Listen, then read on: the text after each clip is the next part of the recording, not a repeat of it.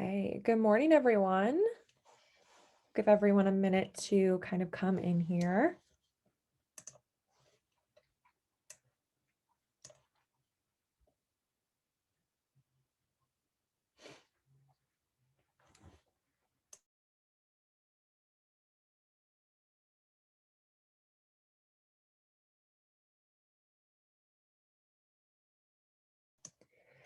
Okay, as everyone is coming in,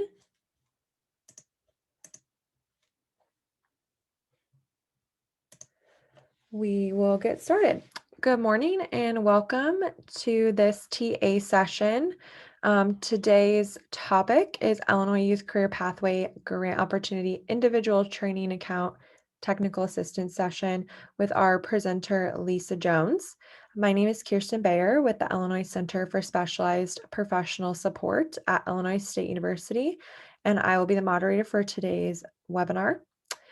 Just a couple of housekeeping things before we get started. As a reminder, all participants on this call are in listen-only mode and cannot unmute yourselves. If you have questions as the webinar proceeds, please post those in the chat or the Q&A, and we will address them at the end of the session during a live Q&A with our presenter. Another reminder that this webinar is being recorded, and the presentation slides and recording today will be up on Illinois WorkNet within 48 hours. You can actually access the PowerPoint slides right away, and we will put that link in the chat momentarily if you'd like to download these and follow along, but the recording will be up in 48 hours on WorkNet. In an effort to be as accessible as possible, this webinar will not be offering closed captioning on the live version, but we will be offering it on the recorded version on our YouTube channel. So if you do need those closed caption capabilities, please feel free to utilize that on the recording. And then a reminder, if you have faulty internet connection today or audio connection, please feel free to call in using your cell phone, and you can do so using the phone number in your original registration email that was sent to you via Zoom. And with that, I'm going to hand it off to our presenter today, Lisa Jones. Good morning, everyone. I want to thank you for participating today in our technical assistance session on the individual training accounts. I think this will probably be a shorter session, but we really just wanted to give you a high-level overview of what individual training accounts are and how they are used, and particularly wanted to point out that Illinois has a waiver for in-school youth. So that we can go as low as 16 years of age to do, sorry about that, do ITAs. Can you switch the slide, please?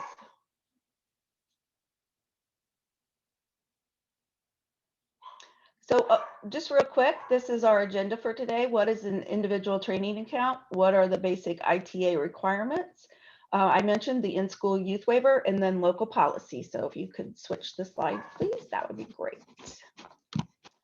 So what is an individual training account? Well, basically, it's a voucher that local workforce areas use to give to youth or young adults ages 18 to 24 who need occupational skills training. The funds are available not just to purchase like one-on-one, but we're going to talk about in a bit that they're also available to be grouped together. A major requirement, is that they have to be enrolled in WIOA. You should use an ITA only after you've done an assessment that includes informed decision making by the customer. And then also you use an ITA has to be tied to using an eligible training provider on our list. So next slide, please. There are 4 basic requirements for ITA that we want to look at today. And one is the need for training. The second is assessment and career planning. Third is informed customer choice. And the last one is funding. And I'm going to go over now each of those individually. So let's talk about the training one. So first of all, I want to just point out that the award of an ITA is not an entitlement. You must demonstrate the need for it. The importance of really looking at how to use ITAs is, one, it expands our training options, not just for the out-of-school youth, but also for the in-school youth.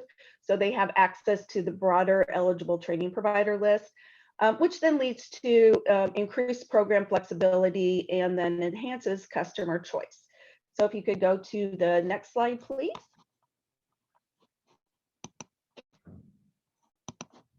Thank you. So there's the types of training that we look at that are basically for ITAs. Is the first one is occupational training.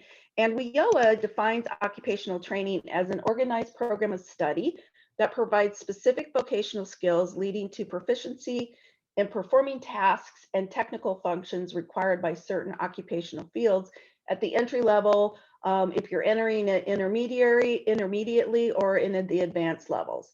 The second one that you can use, and a type of training that you can use an ITA for, is integrated education and training.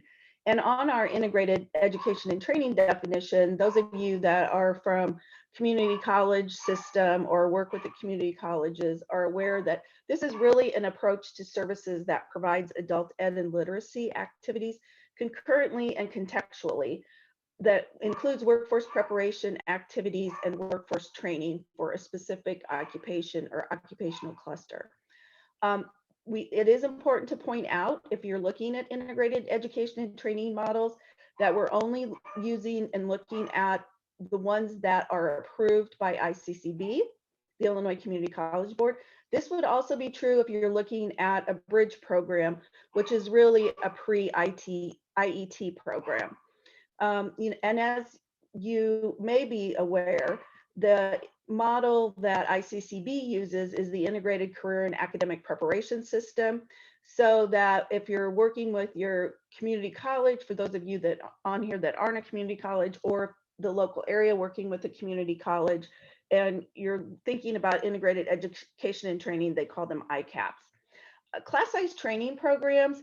This is something new under WIOA that we were not able to do prior. And this is looking at class size training. And this is really a great way to do economies of scale, if you will. All class size training really is in the basic level, is it's a group of ITAs combined into a portion, combined ITAs that you can look at either purchasing a portion of a training program, or actually creating a training program within a classroom setting. The one caveat is that it does have to be provided by eligible training providers.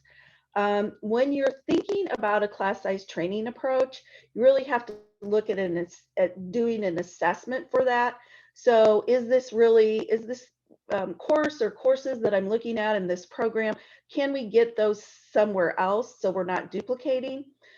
If it's not an already class in place after your determination that you can't get it, we do allow within WIOA funding curriculum development in emerging sectors, but that's limited to 6 months. And if you want more detail about class size training, on Illinois WorkNet, our WIOA e-policy, Chapter 7, and then in Section 2.4 discusses class size training. Finally, you can use, you can use apprenticeships and OJTs in conjunction with an ITA. Of course, OJTs, as you're aware, it's training by an employer where they pay the participant. Part of what the requirement is for OJT is that employee hire that participant upon completion. I'm really stumbling, apologies. You can also use those with registered apprenticeship programs. You have to also remember that if you're doing an OJT in conjunction with an ITA, only wages are eligible for reimbursement. And I've already talked about the successful completion of training is when the employer, agrees to hire you. And examples of successful completion mean acquired skills that are identified by the training program. Did the individual meet those goals? And are they compliant with all the rules of the company and they're completed their obligations of training? Next slide, please. I'm going to take a little bit of time on this particular slide just because I think this is important for any type of training program, in making that determination for training.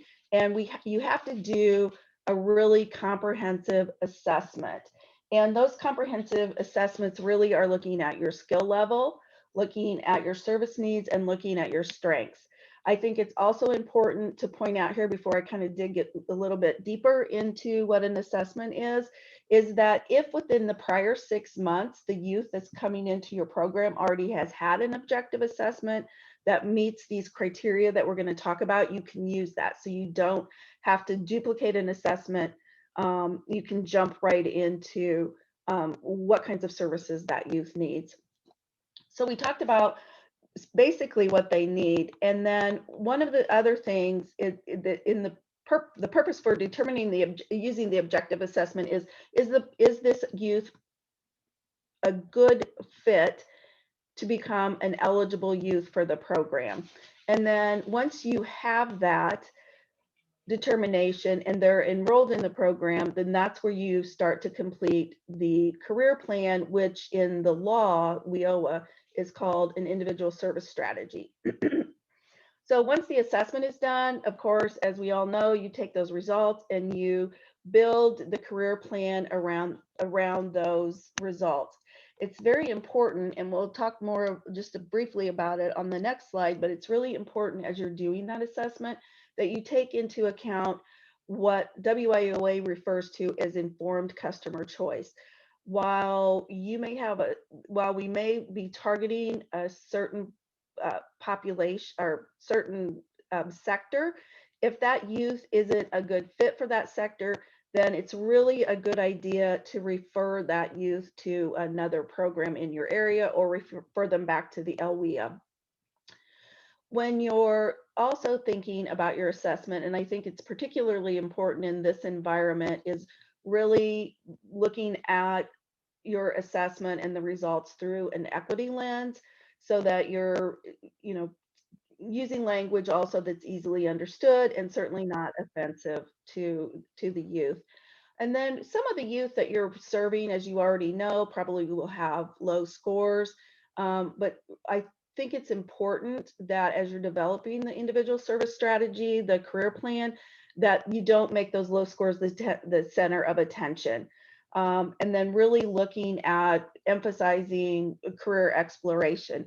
And documentation is very, very important in this process. We touched a little bit upon this, but just really reiterating that services must be designed to meet the needs of the youth rather than having youth meet the needs of services. So, I think sometimes I think there's a tendency to say, here's our services, want to fit this customer, and not just youth, but fit this customer into these services when, as part of informed customer choice, and to better serve our customers, we really need to look at the services they need. When we're doing the individual service strategies, we need to identify an employment goal.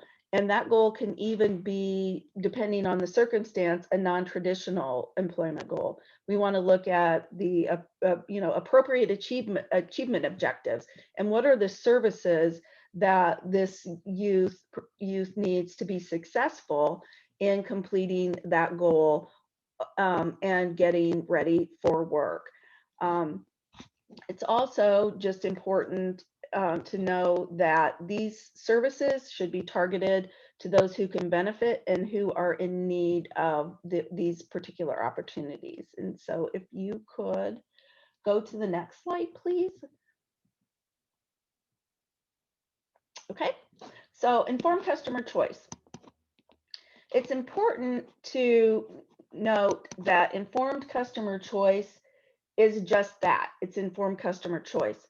So you're working with the customer, helping them define their career goals, and you're wanting them to have input on those career goals. But it's not a my customer comes in and I want to be I'll use the example of a dog groomer.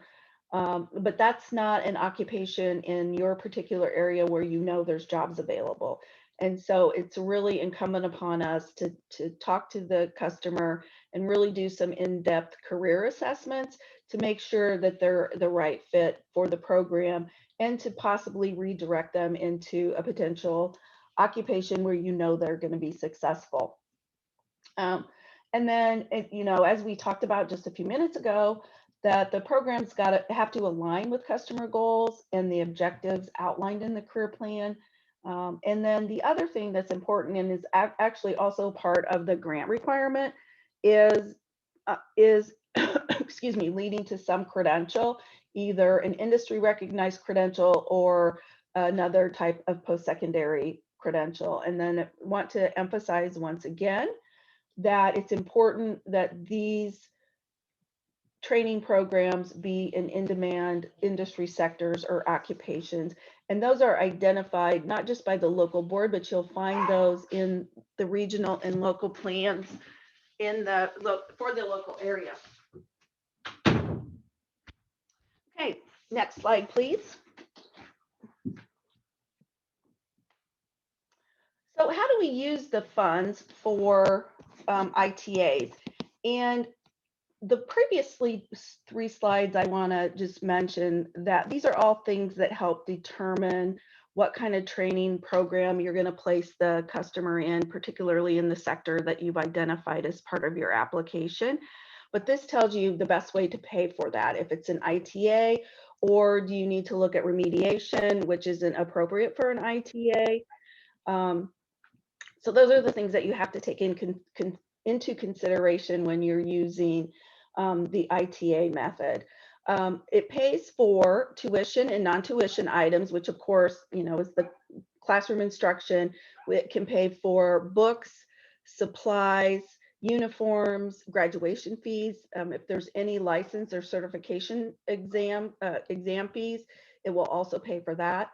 It will pay for, you can use an ITA for a traditional supportive service type things, transportation, childcare, etc. And the one important thing about using an ITA is that it's really not a standalone funding opportunity. It has to be used in conjunction with other types, or coordinated, not in conjunction, but it has to be coordinated with other federal funding opportunities, such as Pell Grants or, a student loan, particularly the student loans that are unsubsidized or subsidized, sorry. So that, I think that's an important key to this. And then if there's an instance where you're working with a youth that applies for a Pell Grant, you can go ahead and use that ITA, and then your organization should be reimbursed with the Pell Grant funds once those become available. Could you switch to the next slide, please? Thank you. And this is what I mentioned earlier. So Illinois went after an in-school youth waiver. And one of the things about WIOA is there is an allowance within the law that if you find an innovative approach or something, and not just innovative, but something that's prohibiting you from reaching your customer base, you can ask for what is called a waiver. And so after we had some conversations with the local areas, and we did have this waiver under WIA, we felt that it was important to extend the opportunity to provide training to in-school youth, just as we do with out-of-school youth. And that is just a little important point to make as well, is out-of-school youth are eligible for payment of their training programs with individual training accounts. But that was not the case under WIA. So what we did in asking for this waiver is we now can, if a youth is in school, age 16 to 21, they can receive training paid by an ITA. It is the same requirement, though, that they have to be on the eligible training provider list of approved programs. Also, that includes registered apprenticeships. Registered apprenticeships are automatically placed on the eligible training provider list if they ask to be. So for most providers, they go through a process to be determined eligible. And then once they're determined eligible, the state slash local area approves those to be on the list.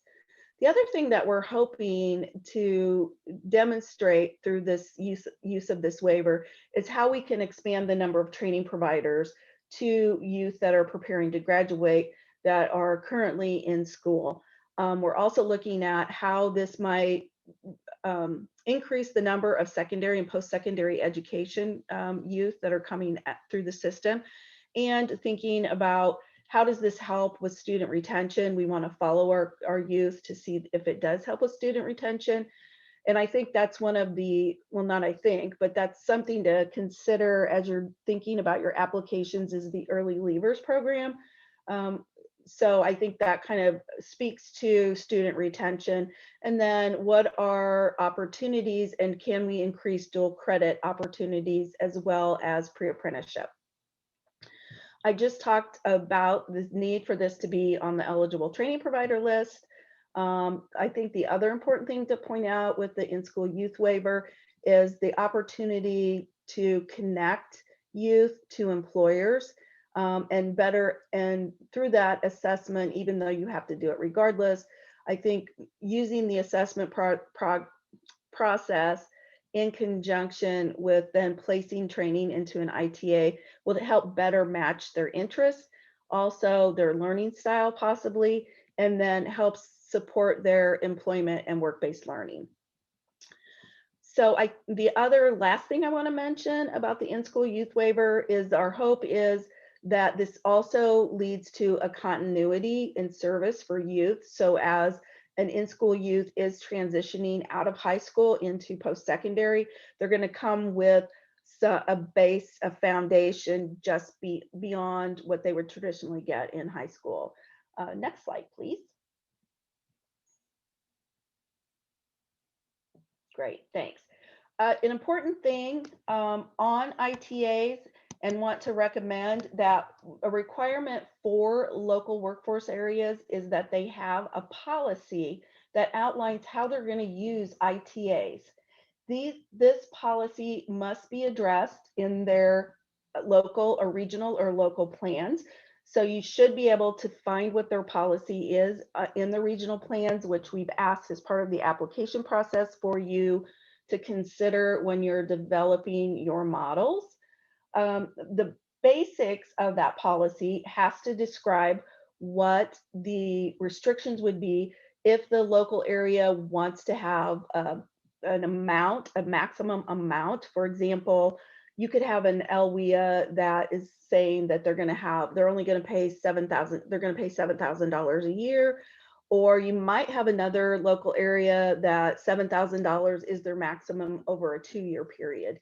And then they also set the duration. So are we willing to spread the ITA out over 2 years? Are we selecting it by quarters, say, for example, 6 quarters? And of course, the part of that decision, of course, is based on what the training provider allows. And then as we talked about, or as I talked about on the use of funds, the consideration for the duration and the amount is also determined on an individual basis. So as I mentioned, I would suggest that you either work with the local area or pull the policy from their local plans to look at it. And I would really think about how can you apply the local policy to what you're going to be doing, particularly if you do want to use an ITA strategy. I think it's also something that helps sustainability after the grant ends, because if you're not a local workforce area, this is certainly a way to partner with the local area to continue funding for the youth that you serve. And then the other thing, though, that you can do, which is allowed, and this could be beyond what the local area is doing, because there's an allowance for the local policy to be broader or more restrictive than just the minimum foundations. And that's, how do you coordinate with other types of funds or other financial assistance? What kinds of other criteria do you want to put in place for continued funding of the ITA? So, for example, successful completion of the prior quarter or the prior semester, and what does successful completion mean to you? Unless it's for good cause. And good cause is the standard. Is there an illness? Was it severe weather? Was it training canceled? Did the individual get a job prior to the completion of their training? Also, I think it's the other thing to take into account when, especially for discussing the continuation of an ITA. We talked about progress in their coursework. So we should be thinking about successful completion, which I mentioned before. And then when can we modify an ITA? And when you think about modifying an ITA, it's not just, am I still going to pay for that ITA? But then that ties back to the individual service strategy / career plan, because that would need to be updated if you change or modify what the ITA is being spent for. And the best example of that, of course, is a switch in occupational training. Excuse me. So, and then the LWIBs, and I'm probably overstressing this, but it's really important that when you're looking at sectors and occupations that you want to put in your applications, that has to align with demand sectors. And then I would also work with your local areas if you need to identify area businesses that either they're working with or help you develop that relationship. So that is our presentation. Tara and I are happy to take questions. I want to apologize profusely that you had to hear my dogs in the background. That doesn't usually happen. So of course it would happen when I'm doing a presentation through a webinar. So anyway, want to thank you again for your participation.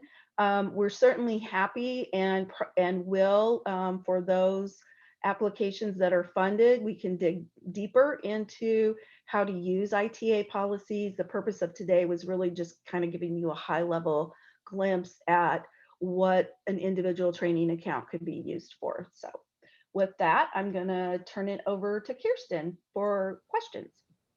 Great, thank you, Lisa. I don't see any questions in the chat or the Q&A right now, but while we give everyone maybe a couple minutes to think of any that they might have and they would like you to address, I just want to reiterate that this session was recorded, and the link that I put in the chat is where you can access all of the TA sessions, presentations, and recordings if you missed any of the sessions or you weren't able to attend, or maybe you know someone who registered for this session and they weren't able to attend the rescheduled live session today. You can direct them to this link and it will have the recording up here within 48 hours of today. So what's Thursday? So Monday it will be up. So 48-hour working day, I guess.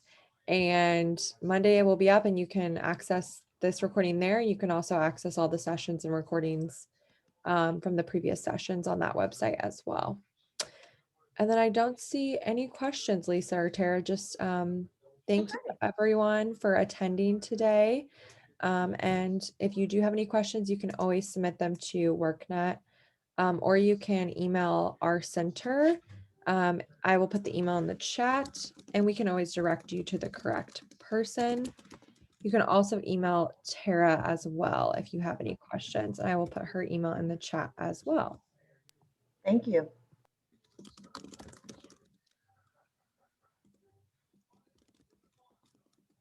All right. Well, we'll give you a half hour of your time back. Absolutely. Thank you so much. I'm just putting those in the chat really quickly. And yeah, that's it. So I will close us out. Thank you, everyone. Have a great rest of your Thursday. Thank you.